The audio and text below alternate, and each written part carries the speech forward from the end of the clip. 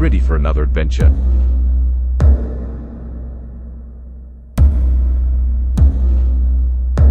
This time, I want to take you to jail. Have you ever wondered what life was like in a 19th century prison? Cork City Jail has had some illustrious, as well as some infamous guests. Countess Markovich called it the most comfortable jail she had ever been in. Mary MacDonald became a regular at Cork City Jail, with no less than 57 convictions. Cork has a very rich historical and archaeological heritage, much of it still in evidence today. Cork gets its name from the Irish for marsh, Corcay. The city has had a diverse list of settlers, dating all the way back to monks in the 7th century. Cork City Jail is a magnificent castle-like building, which once housed 19th century prisoners. This jail hides more secrets than you would think, so let's go back in time and wander through the wings of the jail, accompanied by the ethereal shuffling feet of inmates and the jingle of the warden's keys. The building was designed by William Robertson of Kilkenny, and built by the Dean family. The famous sculptor, John Hogan, worked on the building as a draftsman. In 1806 an Act of Parliament was passed to allow the building of a new Cork City Jail to replace the old one at the Northgate Bridge, which was nearly 100 years old. It was on a confined site, and was overcrowded and unhygienic. From 1798, it was used to hold United Irishmen prisoners, from the Irish Rebellion of 1798. In 1799, these prisoners were transferred to the penal colony of New South Wales, Australia. It was replaced by the more modern Cork City Jail. The first site chosen for the new prison was at Distillery Fields, but this site was later deemed to be unsuitable because it was prone to flooding. A site on Sunday's Well was eventually chosen, its altitude being seen as an advantage for containing jail fever, or typhus fever, a highly infectious disease spread by fleas. Construction of the site and road started in 1816, and the building of the prison itself started in 1818. The new Cork City Jail opened in 1824, and was reported as being the finest in 3 kingdoms. In 1870, the West Wing was remodeled into a double-sided cell wing. When the prison opened in the 1820s, it housed both male and female prisoners whose crimes were committed within the city boundary. Those who committed a crime outside the boundary were sent to Cork County Jail, across the river from the city jail, near University College Cork.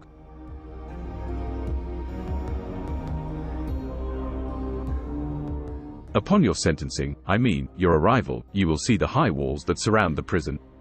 This was a daunting deterrent for most inmates. There are only 2 entrances, both heavily watched and guarded at the time the prison was operational. Once inside, you will understand what it felt like to be a prisoner, although the clean, restored jail you see today does not compare to the conditions of the original jail.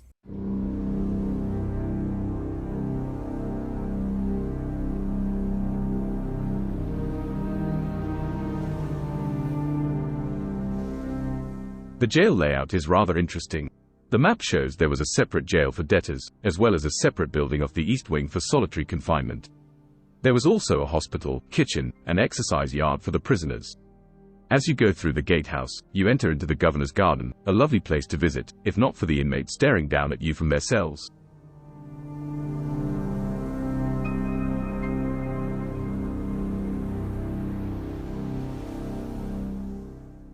The middle section of the building was the governor's home, with his offices on the ground floor, and his apartments on the upper floors. As you enter that main building, you see Mary Sullivan being dragged into the prison, frozen in time.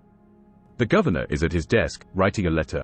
His office is just off the entrance, where he can keep an eye on things as well as enjoy the view of his garden, and a picture of Queen Victoria on the far wall.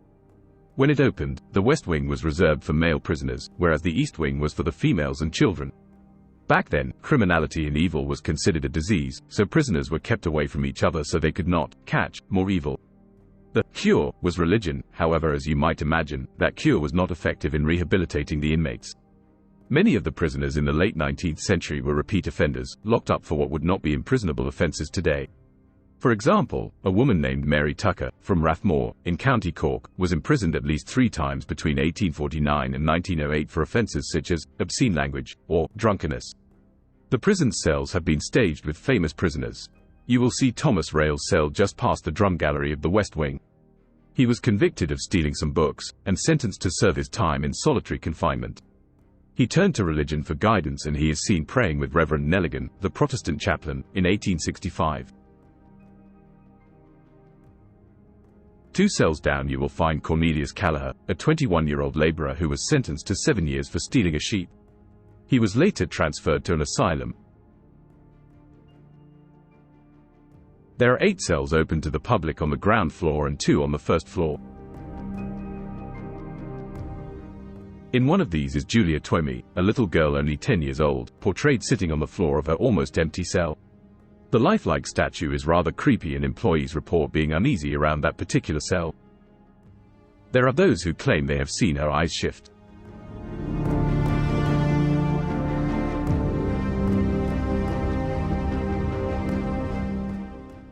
In the next cell, a statue of 9-year-old Edward O'Brien is tied to the wall, eternally anticipating the daily lash of the whip. Cruelty and physical punishment were common at that time.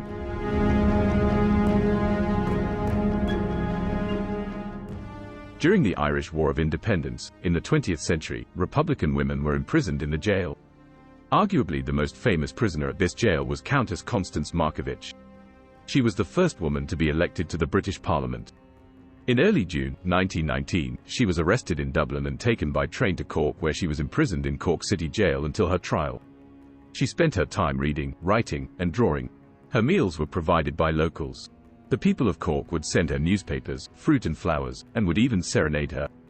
She is immortalized writing a letter to her sister about her cell conditions, which were quite good compared to the other prisons she had stayed in. She spent 4 months here. As with most old sites, ghost sightings have been reported in the old jail for a very long time. Before it became a museum and open to the public, people would report activity in the derelict old buildings, even when there was nobody there. Walking around the jail, you can almost feel the suffering which occurred there. Some believe former occupants have found it hard to leave. Locals have always maintained the jail is haunted. When the site was being restored, staff would report unusual activity. On several occasions, voices would be heard when there would be nobody there. Lights and devices would turn on and off on their own. Tools would be found in odd places from one day to the next. One worker reported they felt a tug on their jacket, as if a child was trying to call their attention. If you walk a little further down, past the cells, and look to the left, off the drum gallery balcony, you will see a long corridor with old cells on one side. This area, like many others, was not restored. Local lore tells of a woman in white seen down that corridor by a number of people. It became part of the jail, and today a projection of a fleeing woman in period clothes can be seen there to honor the legend. However, visitors claim to see another woman further down the corridor as the projection fades. One of the more famous ghosts is the woman in green.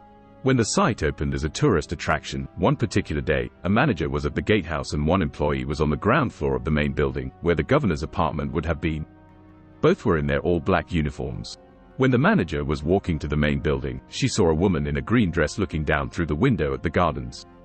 She assumed it was the other employee playing a prank on her, but when she came in, the other employee was standing in the door, in her uniform. It would have been impossible for that person to have changed back into her uniform and run down the stairs in that short time. This ghost is nicknamed Olive, for the color of her dress. She was also seen on other occasions. That same manager was walking the building at the end of a day, looking for any visitors that might still be around at closing time, when again, she saw that woman in green standing by the window. Before she could ask her any questions, the woman walked into a wall and disappeared. Before the 2020 COVID pandemic, there was a cafe just above the gatehouse, the main entrance of the jail. In an interview, an employee called Craig Hurrihan told of his experience. While he was setting up the cafe before opening, alone, and listening to music with headphones on, his phone suddenly turned off. He then felt a very soft, but firm tap on his shoulder. He turned around, instinctively, and there was nobody there. He heard soft footsteps going down the stairs, but saw no one. There was only one other employee in the building at the time, down at the admissions desk, and it would have been impossible for him to sneak up, tap Craig on the shoulder, and run back down before Craig could turn around. He was shocked, but he said he was not scared, just surprised.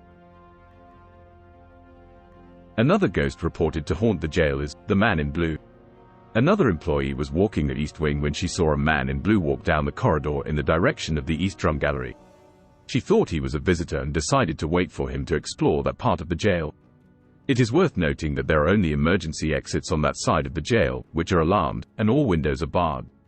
After a while, she decided to call the visitor, as it was almost time to close.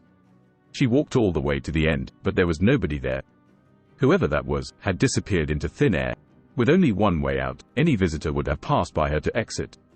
Despite many reports, Elizabeth Kearns, manager of the jail, is very straightforward and pragmatic. These spirits were in here before we were, therefore we give due respect to them and do not interfere.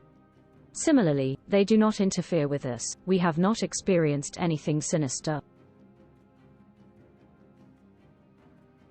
With such a long and rich history, well-known inmates, and first-hand accounts of the ghosts that still reside there, it is definitely a great place to visit.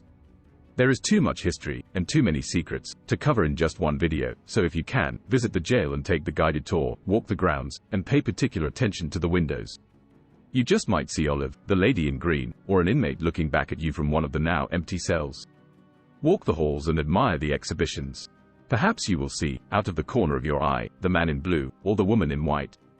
Finally, head on over to the East Wing and explore the Radio Museum, with several audio-visual exhibits, and even more amazing history from the 1920s to the 1950s. However, that is an entirely different part of the jail's history and that, in fact, deserves its own video. What did you think of the Cork City Jail? Share your impressions down in the comments. If you have visited the jail, tell me about your experience. Did you, perhaps, see anything unusual? I would love to hear your stories. I have also put a link to the jail's website, as well as some more interesting information in the description below. Be sure to check it out.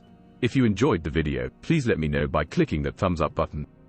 If you like adventures, consider subscribing to the channel so you don't miss out on any of my future videos. If you have some more time, I have selected a video I think you will like. Thank you so much for watching and I'll see you in the next one.